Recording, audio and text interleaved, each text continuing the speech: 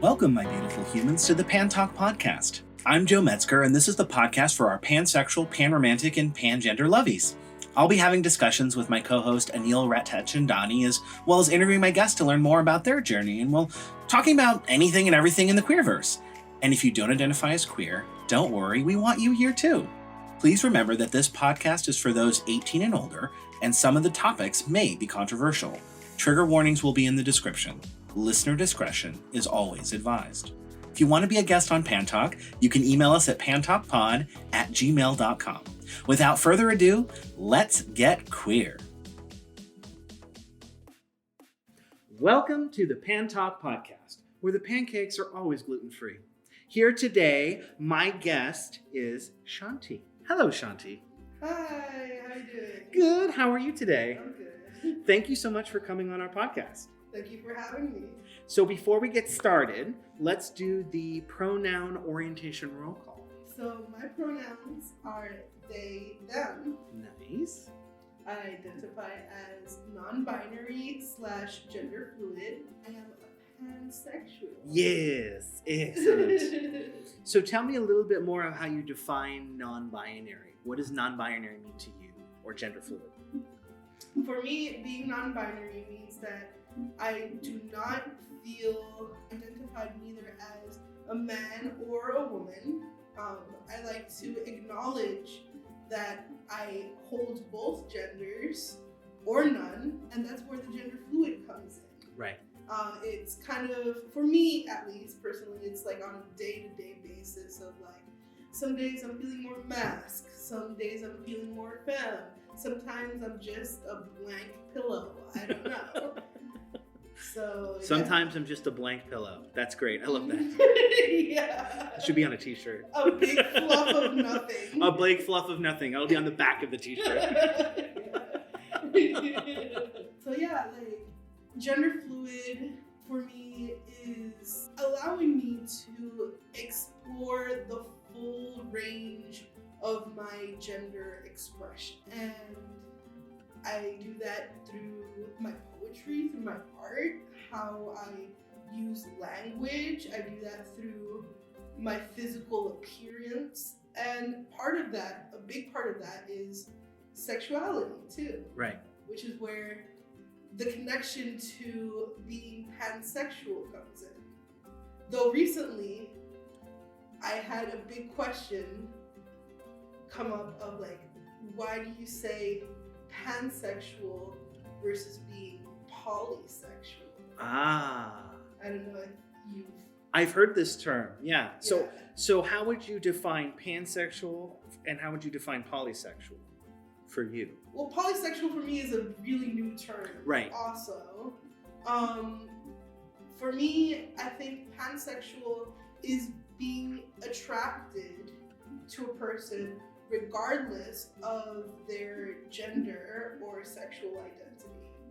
And being polysexual is kind of more like, oh, I'm attracted to men, women, non-binary people, trans people, like kind of like boxing those people in, being like, oh, I'm attracted to all of these. Right.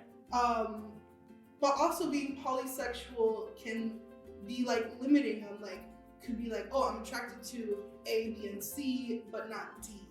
Right. You know? So I think pansexual is kind of like more a broader term than polysexual. Yeah. I mean, there's that balance where we do want to identify for our own sake of like, this is what I'm attracted to and this is what I'm not. There's a lot of empowerment in that, right? But we also don't want to make anyone feel different or less than because they identify, a certain way. Mm-hmm. And that's why I think we have that there's that ongoing like conversation and debate about labels versus not labels. Mm-hmm. And that's why for me, I identify as queer pansexual. So I'm pansexual, but I'm also queer. I'm part of the community, right? Mm-hmm. So I'm not saying like the pansexuals are here and the non-binary and this, it's like we are all part of the same group. And I think that's why I always like to wear the intersectional flag pin and the pan pants. So it's like I'm both, you know? For sure. And it's curious that you use the word queer as part of defining your sexuality. Because for me, being queer is a way of being. Mm. Queer encompasses all areas of my life. Right. Of not being part of the norm. Right. Like in quotation marks. Because like, oh, my body type is not what is considered the norm. Really? My culture, like, just like, I feel like being queer addresses the whole intersectionality of my persona, if that makes any sense. Yeah. When I first started identifying and I came out in June, I used the word gay, or I used the word queer rather, and not used the word gay, because gay to me felt like it had a lot of connotations of only a certain, like, homosexual males, or then like brought it up, well, homosexual males and homosexual females, and that's what gay means. Whereas gay actually means anyone in the community could be that broad. Whereas queer felt more intersectional to me. It felt more like I'm not limiting myself or anyone else by using this term. And I felt like also, I cared a lot more about this when I first came out, but I don't as much anymore. Of like, I want people who are heterosexual to, like, I need them to understand what I am. And that kind of has dropped away when I realized, like, no one really needs to know my orientation. I don't, that's not important. And like, there are only very specific circumstances where that matters. So if people ask or are curious, I can educate, in a polite way. I'm not, but otherwise it's like, it doesn't matter, but I don't know if you've had this question, but the question I get all the time when I talk, I explain what pan is, like, oh, so you're not interested in women anymore? Like, that's not what pan means. You're talking about homosexual. Yeah. Yeah. And that's part of why I set up this podcast, is that we can have these conversations and we can learn these terms, because there are so many terms I still have no idea what to do. For sure. I kind of feel like coming out as pan, for me at least, has been like this like lifelong journey. Right. Right? Like starting in high school, being like, oh, like being like this close to other female bodies makes me feel certain things. Oh, maybe that means I'm bi-curious. Right. Like that's the gateway drug. That was my first term too. The bi-curiosity. Yes. The gateway drug to the queer universe. Oh, maybe, and then like Katy Perry comes out, I kissed the girl, I like it. I'm like, oh yeah, me too. And then it's like, oh, maybe I'm bisexual. Maybe I should just call myself bisexual, because I did have an experience and like now I feel like I'm qualified. Right. To be called a bisexual. And that's kind of like this, also kind of like this, just like dipping your toes in the water, because or at least for me, there was like this inherent fear of coming out as being lesbian. Right. And it's a loaded word. I mean, it has a lot of connotations to it, Exactly.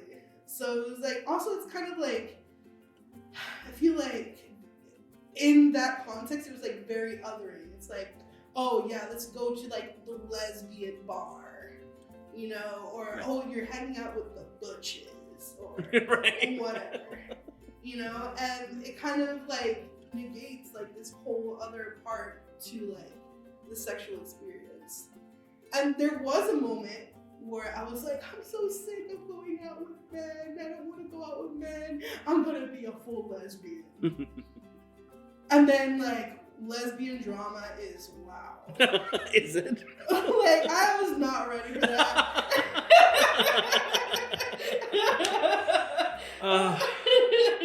People are people. People. There's drama when there's people involved. Whatever. There always is. There always is. But then there was like, so maybe I was like, oh, maybe I'm not lesbian. Let me step back. Maybe I'm a bisexual. But then comes like this whole other layer of gender identity, and how your gender identity kind of, I don't want to say molds, but it does go hand in hand with your sexual identity. Yeah.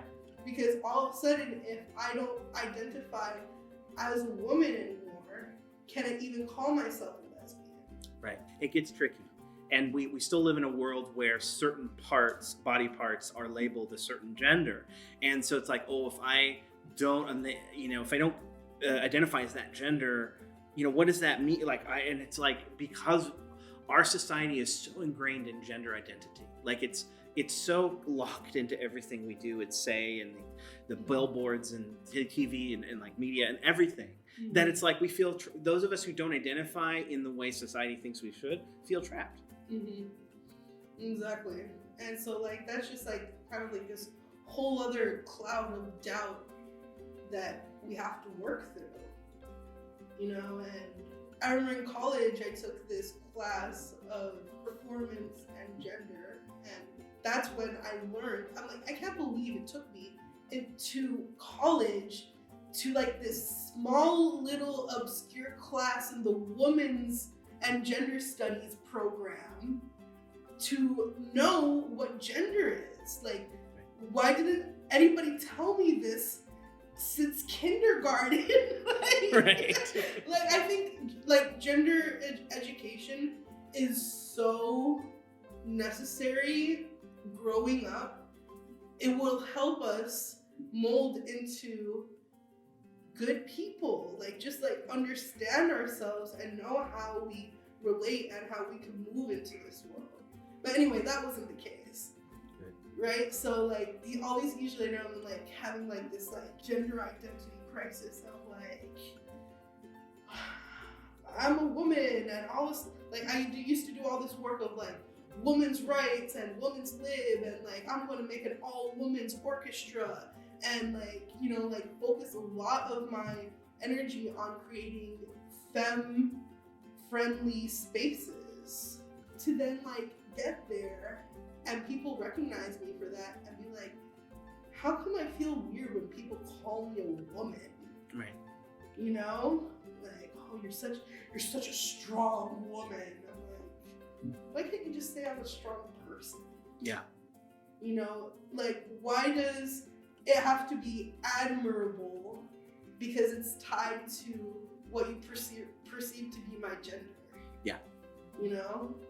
So then it was like, all this like into like rolled up into that journey of like being like pansexual, right? Like, okay, well maybe like I'm not a woman, but I don't really feel like I'm a trans man. I don't want to go through like any sort of physical change. I don't see myself as like a hyper masculine person. Like, so that's where like the gender neutrality or gender fluidity comes in. And I had a friend that started calling me automatically they, them. I didn't ask them. They just started referring to me as they, them. Wow. And it was the first time I felt comfortable. Right. With how somebody was referring to me. And it was like, wow, you opened the doors to this whole new world. Right. Right? I feel free. And I feel like I don't have to try to box myself in or adhere to certain behaviors or a certain aesthetic. Like, I could just like be whatever it is that I want to be. And like, that was like such a relief. So now how do I relate myself sexually to the people in my life? It's like, oh, well, if I'm not a woman, like, it's kind of hard to be like, oh, I'm a lesbian, I'm not a man. I mean, like, gay is everybody, but, you know, within that thing. So that's where pansexual comes in. I'm like, oh, you know, maybe I don't need to name what I'm attracted to and just explore any and all options. If I broke free from these confines within my identity, I could break free within the confines of my sexuality. Wow. And here I am. Here you are. How long have you been on this journey now of exploring other genders and your gender fluidity and everything? I mean, I kind of feel like, is it like my whole life? Right. You know? It's like always there, talked about from like high school, right? Since there is a sense of like identity and attraction, like there's always been kind of the question. Right. I even remember in elementary school, there was this girl that would bully me all the time. And she was like, oh, hey, so I heard you're gay. And I don't know, I'm like in 4th, 5th grade, and I had just read Robin Hood. To me, like, gay meant happy, you know, or gay meant jolly. And I was like, sure, I am gay. Right. And then she goes around the school, Shanti is gay, and everybody's like, ooh, you're gay. And I'm like, I don't understand what the big deal is. Right. You're making fun of me because I'm happy?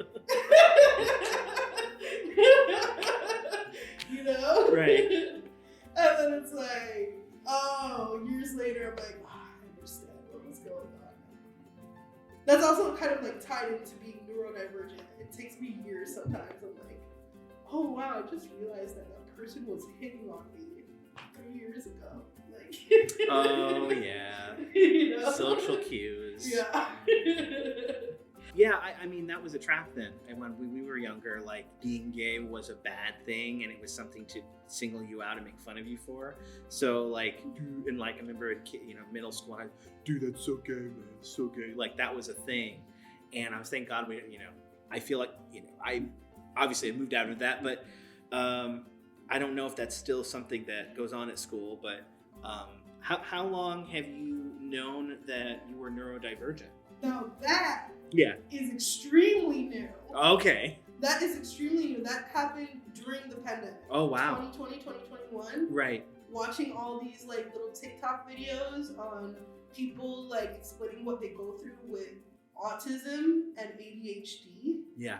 And having this big eye-opening moment of like, wow, all of these things that have been silent internal struggles for my whole life actually have a name, and other people go through it also. Just like, that was like another like identity crisis of like realizing that I'm on the spectrum, and then going back and basically reliving my whole life with this new information. Like understanding like, oh, I was going through sensory overload. Right. Or, oh, I didn't have the accommodations I needed at school to be able to excel at this. Or there's a lot of compassion that I didn't receive from my parents because they thought I wasn't trying hard enough. Instead of like, I have ADHD and it's hard for me to keep up with this pace or stay focused or whatever. Right. You know, so, and also just like kind of like reading about that and linking that into, you know, being non-binary and being pansexual. Like, a lot of queer folk are neurodivergent in some way. Right. You know, so like that was just, it's just kind of like, I don't know, sometimes I feel like my life is like this like mystery movie and it's like building up to like this big reveal. Right. We're gonna open that door at the end of the hallway. You know? But I don't know what it is, but it's like, oh, plot twist, you're non-binary. Oh, plot twist, you're pansexual. Oh, plot twist, you're autistic. Like, oh, you know, wow. What a twist. Exactly. And all these things that are outside the mainstream, people don't quite understand. People might have kind of their head around homosexual male, homosexual female. They're starting to get their head around trans male, trans female.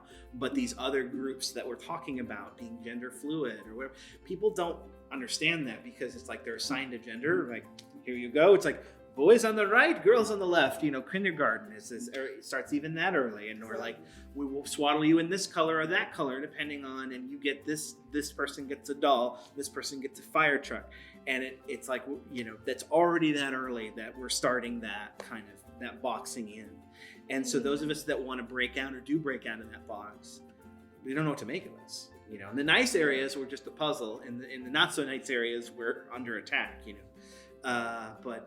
yeah, wow. It's really interesting because in that same thing of like how we're socialized to be either men or women, like that socialization takes part in my experience of being undiagnosed for 32 years. Right. Because women were taught to keep quiet. If you're uncomfortable, don't say anything. Right. You know, and all of these things kind of to invisibilize our struggles. And so since that was like, oh, you're just uncomfortable, you're not like, don't say anything about it. It's like, well, you didn't even notice, you know? So that meant that I was going through these struggles that weren't seen, that maybe I could have gone to a doctor for. Put everybody's needs first, even at the expense of your own well-being. Yeah. Yeah. And so that's just kind of like why I feel like everybody should be, I mean, like, I don't know, like, don't quote me on this, but like, everybody should be raised non-binary and then like, you know, like, be allowed to have your own experience and decide how you want to project yourself, instead of like, oh, you know, you're a boy, so you have to go to sports, this and that and the other. Never liked sports as a kid. You know? Yeah. I went to Montessori school. Ooh, yes. I'm a Montessori New kid. age, very like, yeah. Yeah, you know, my mom is like vegan, yoga, that type of mom. And so, like, even though, like, she was alternative, like, I'm still being raised as a girl. But anyway, in Montessori school, like, you kind of have the liberty to choose what you want to do, right? Like, oh, I feel like I want to play with these blocks today. And so your teacher lets you do that and supports you in that decision. And when you don't want to do that anymore, it's fine. Let's go paint. Let's go do something else. You know? So why can't we do that with our gender? Yeah. You know? And I think like New Age, there's a lot of conservative ideas that are hidden in that I don't think people always see. Very gender like rigid, very, very ethnically rigid. I mean, you look at like these New Agey things, who's practicing them, who's talking to other people about them? It's always a white person. These ancient Asian, like Indian, ancient Asian practices, and it's always this white person that's doing it. You're like, what's going on there? What's happening there? So I think like New Age can mean it can mean many different things. And I mean, a lot of New Age people that surprisingly have some very conservative attitudes about certain things, even though they're really open in this area. So it's still, you know, a very white space, New Age. Yeah, I would say it's culturally appropriate. Yes, 100%. 100%. And that's like another like battle I have with my mother. Like I'm a very intersexual person, as I'm sure you can see. Like my mother is white. She's half Jewish, half Italian. And then my dad is black. Right. Half Dominican, half Haitian. Okay. And they met in the Caribbean, in Puerto Rico, and they had me. Right. And so here I am, a biracial, multiracial, 4 different cultures there, at least. Kid, Yeah. living in an island that's colonized by the U.S. It's occupied by the U.S. Right. So there's this thing of like the local culture of Black, Hispanic, Indigenous, with this layer of U.S. imperialism on top. And then like this layer of mom being New Age. Right. You know, and then like this layer of my dad being Black. You know, and just like this whole like thing of like, wow, like I don't even know I didn't know how to identify. Like, I even have problems sometimes saying that I'm Puerto Rican, even if I was born and raised there and I was culturally, you know, like assimilated or culturally like molded to be Puerto Rican by my peers and by my school. Right. Like, it's not a culture that's totally my own. Right. And then there's this kind of like white uncomfortableness of like, I feel being half white, I feel kind of weird in Black spaces, but then being half Black, I feel weird in white spaces. Right. So where does that leave me? And it's also that kind of same feeling that I was talking about earlier with like the sexuality of like, if I'm non-binary, like how do I even define my sexuality? Right. So being interracial, how do I define my culture? And I think that is also really tied, like this thing of being pansexual, is because I am interracial. I can appreciate and love things from all of these cultures and identify with things from all of these cultures. And maybe my attractions, even if you're white, I can identify with you in a certain way, so I'm attracted to you. Attraction requires identification, that connection. For me, I think it does. Yeah. Like, we have to be like culturally similar in a way that we can be compassionate and truly understand what the other person is going through. Like, my partner, also pansexual, also Black identifying, like, I feel like there's some things that I can share with them and I can feel comfortable with them that I wouldn't necessarily feel the same with a partner of a different race. Right. Saying that there's parts of me that I feel like they don't fully understand because I'm Latinx. Right. And they're not. Right. It is a very juicy onion layer cake. Do you feel that you found your people in those different spaces that you can connect to and get that sense of understanding and perspective from your Latinx and your Black spaces and so on and so forth? Or do you feel like it's still a journey, you're still searching for that? I've always been conscious that I'm very different from everyone else and that I'm never going to fit in anywhere. And before, it used to be something that was heavy and very depressing, and sometimes it still is. But also, I recognize it as something that sets me apart and something to be celebrated. And because I don't fit in, I can share with everybody. Right. If you don't fit into one area, you fit into all of them in Exactly. a way. Yeah. And I feel for me like that's what the queer community imperfectly and it does is, there's still a white male focus in the community. And I think, that, like West Hollywood and like the Castro district, like it's still there. But I think that there's at least an attempt or an honest attempt to really, truly be intersectional and bring everybody in and not, it reminds me for me, like we were talking about art earlier before the podcast started. And there was this big convention and I can't remember the details. I have ADD, so high five. Yeah. They met in Florida and they spent 3 days arguing what is art? All these different artists. The only thing they could all agree on is that art is what I say it is. So if somebody says they're queer, if they say they're pansexual, if they say they're demisexual, gender fluid, then they are. And that no one can tell them they are or not a certain thing. In the same way this girl in your in childhood was like, everyone says you're gay, and they almost put that on you and you identify not realizing what that word meant, and all of a sudden you've been labeled gay, and it's the word is what mainstream society says that word is, and you are now it's like the scarlet letter, but it's a negative thing. Mm-hmm. Versus now we get to reclaim that word. Mm-hmm. And I use the word gay to describe myself now too.